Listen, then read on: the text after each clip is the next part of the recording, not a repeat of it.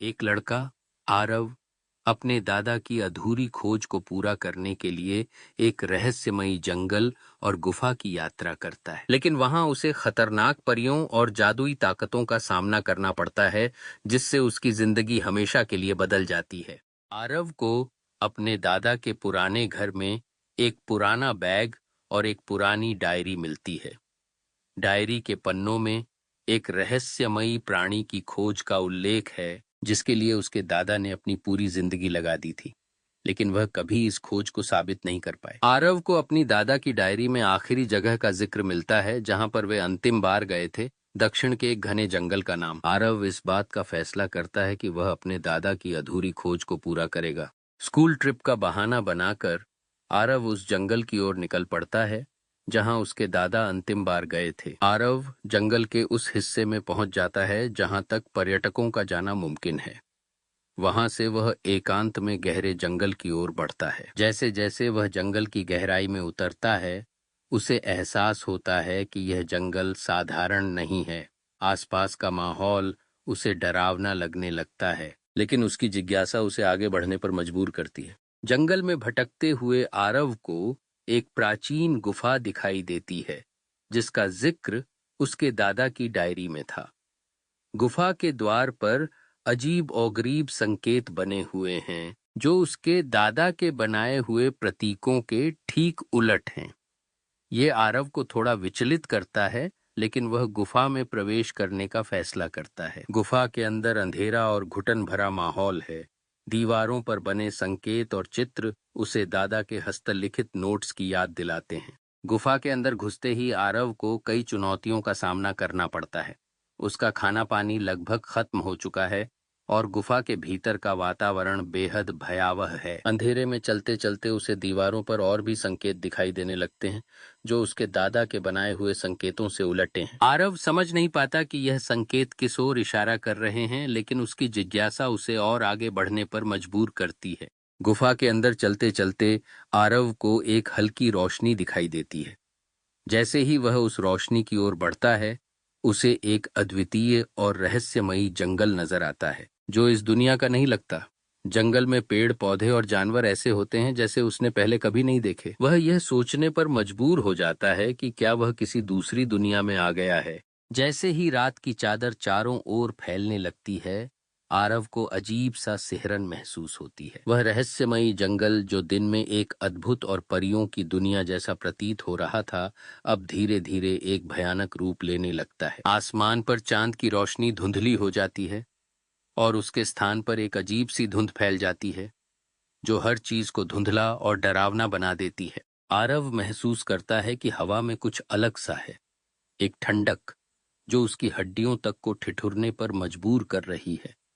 आसपास के पेड़, जिनकी शाखाएं दिन में सौम्य और कोमल थीं, अब अंधेरे में मानो लंबे और नुकीले पंजों में बदल गई हैं, जो किसी भी पल उसकी ओर झपटने के लिए तैयार हैं। पत्तियों की सरसराहट अब उसे ऐसी लगती है जैसे कोई अनदेखी ताकत उन पत्तों को अपने इशारे पर नचा रही हो। वह जैसे ही पेड़ के नीचे छिपने की कोशिश करता है, उसे अपने दिल की धड़कनें साफ सुनाई देती हैं। हर धड़कन के साथ उसका डर और गहरा होता जाता है। अचानक दूर कहीं से एक अजीब और अस्वाभाविक आवाज आती है। यह कोई साधारण जानवर की आवाज नहीं लगती। यह एक चीख की तरह है, जिसमें पीड़ा और क्रूरता भरी हुई है। आरव की सांसें थमने लगती हैं और उसकी मांसपेशियां डर से जकड़ जाती हैं। वह पेड़ के तने से अपनी पीठ लगाकर बैठ जाता है। उसके हाथ पसीने से भीग जाते हैं और उसकी उंगलियां बार बार कांपने लगती हैं। हर तरफ से आती अजीबो गरीब आवाजें उसके मन में भय का माहौल पैदा कर देती हैं। उसकी आंखें रात के अंधेरे में कुछ भी साफ देख पाने में असमर्थ हैं, लेकिन उसे हर जगह पर कोई ना कोई छाया नजर आती है, जैसे कि कोई अंधेरे में उसका पीछा कर रहा हो। पेड़ की शाखाओं के बीच से चमगादड़ें फड़फड़ाती हुई निकलती हैं और उनकी परछाइयां आरव को घेरने लगती हैं। हर एक पत्ता, हर एक आवाज अब उसे भयानक लगने लगी है। वह सोचने लगता है कि क्या यह जंगल वाकई में इस दुनिया का है या वह किसी दूसरी दुनिया में फंस गया है। उसके कानों में गूंजती हुई आवाजें धीरे धीरे शांत होने लगती हैं। यह शांत माहौल और भी खतरनाक महसूस होने लगता है।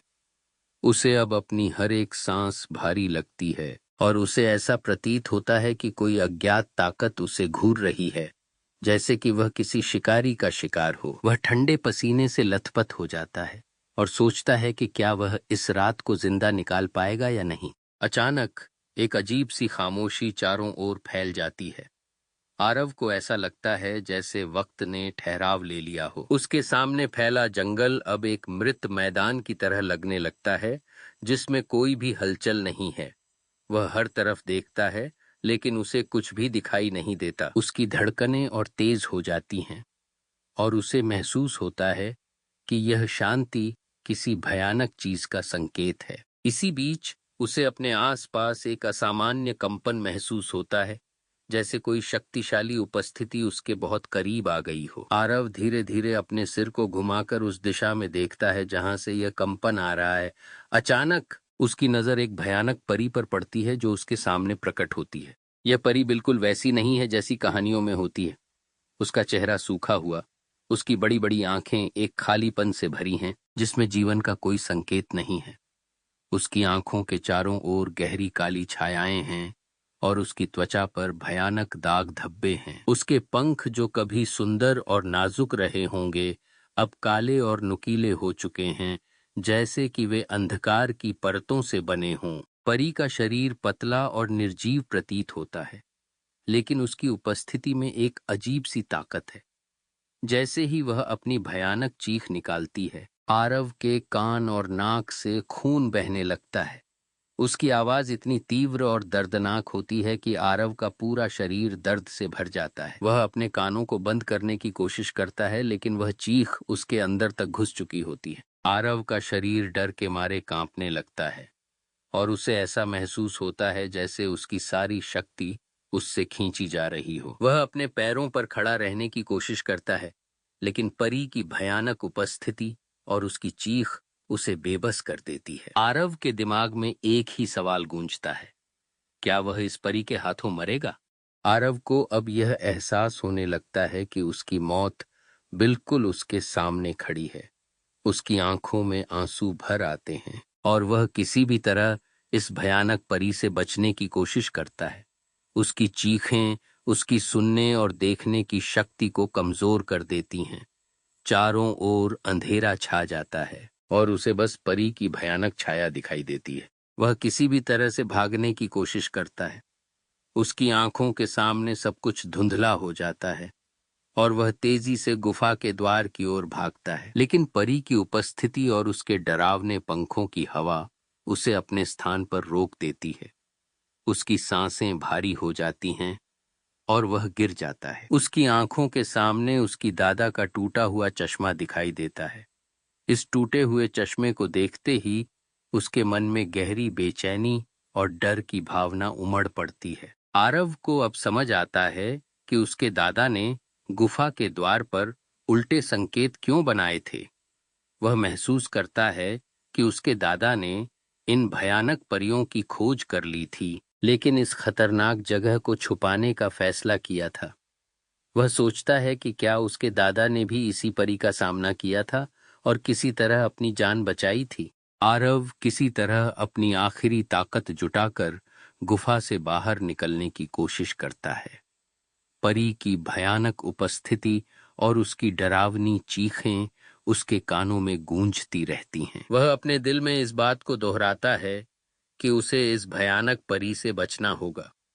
वह गुफा के अंदर की ओर भागता है, जहां उसे उम्मीद है कि वह सुरक्षित रह सकता है।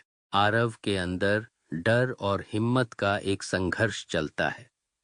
वह जानता है कि उसके पास ज्यादा समय नहीं है और उसे जल्दी से जल्दी इस गुफा से बाहर निकलना होगा। गुफा के अंदर की अंधेरी दीवारें और उसका संकीर्ण रास्ता उसे और अधिक डराने लगता है, लेकिन वह अपनी हिम्मत को मजबूत बनाए रखता है। वह समझ जाता है कि उसके दादा ने इन भयानक परियों की खोज कर ली थी, लेकिन इस खतरनाक जगह को सुरक्षित रखने के लिए उन्होंने अपनी खोज को अधूरा छोड़ दिया। उसे इस बात का एहसास होता है कि अगर वह इस जगह से जीवित बाहर निकल पाता है तो उसे भी इस खतरनाक रहस्य को दुनिया से छुपाकर रखना होगा, ठीक वैसे ही जैसे उसके दादा ने किया था। आरव का मन अब पूरी तरह इस बात पर केंद्रित होता है कि वह किसी भी तरह इस गुफा से बाहर निकले और इस भयानक जगह से अपनी जान बचाए। उसकी सांसें तेज हो जाती हैं और वह गुफा के मुहाने की ओर तेजी से दौड़ता है।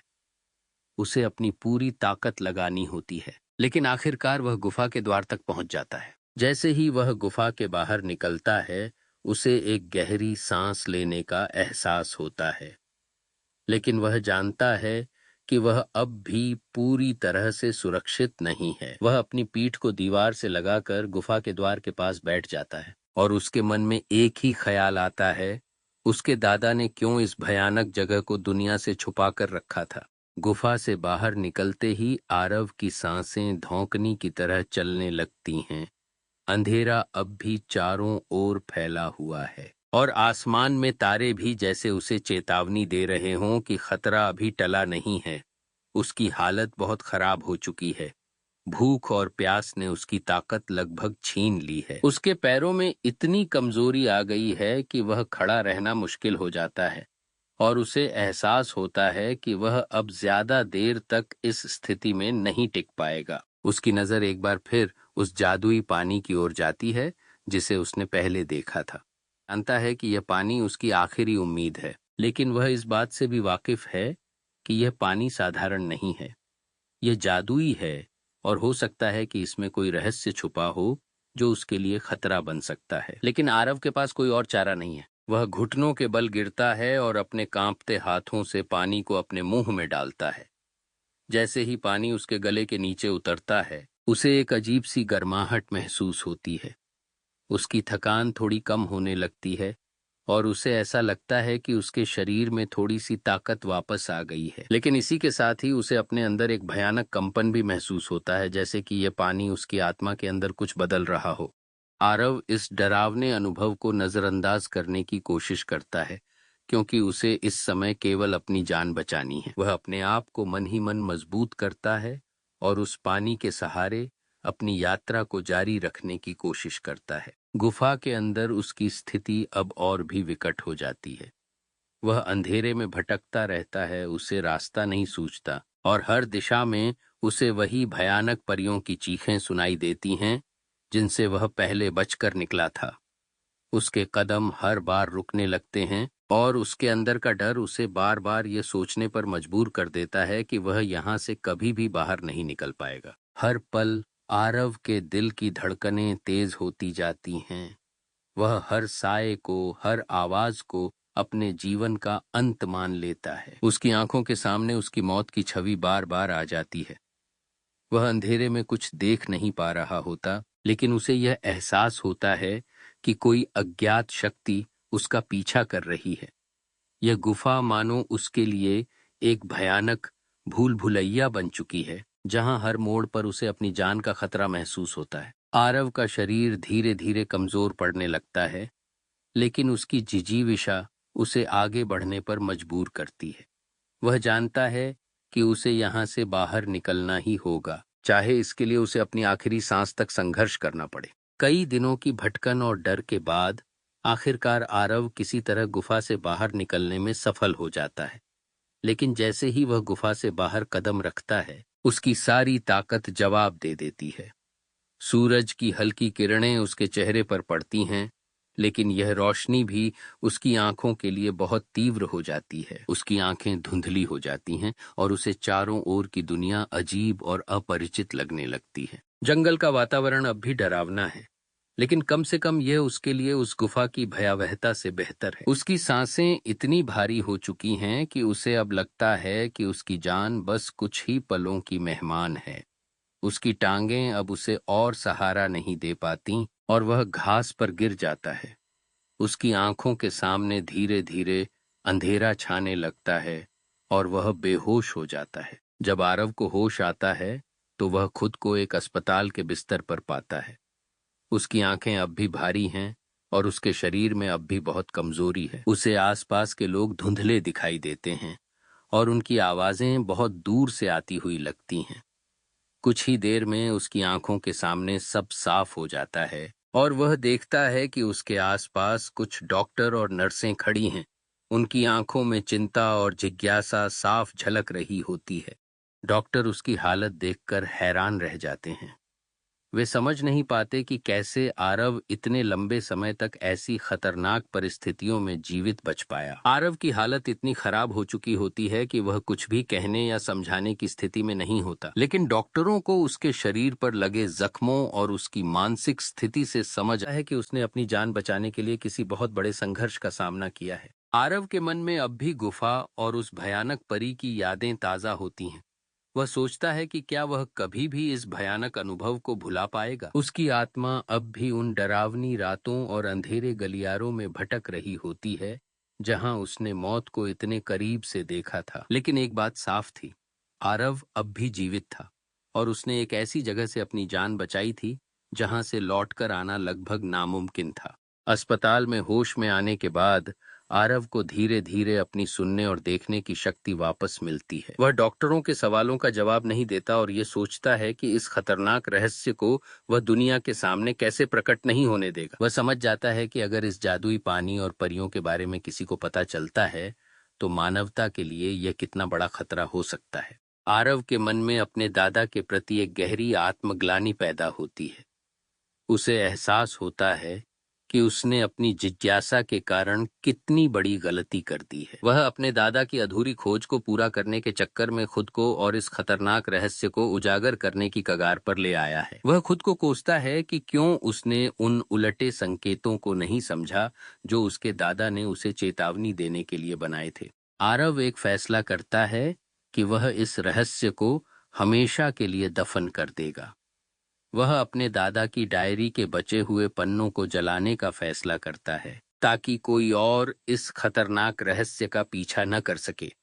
वह समझता है कि यह सिर्फ उसकी सुरक्षा नहीं बल्कि पूरी मानवता की सुरक्षा के लिए जरूरी है। कहानी के अंत में आरव एक नई जिंदगी शुरू करने का फैसला करता है, लेकिन वह इस अनुभव से पूरी तरह बदल चुका होता है। उसकी आंखों में वह भयानक परी की छवि और उसकी चीखें बसी रहती हैं।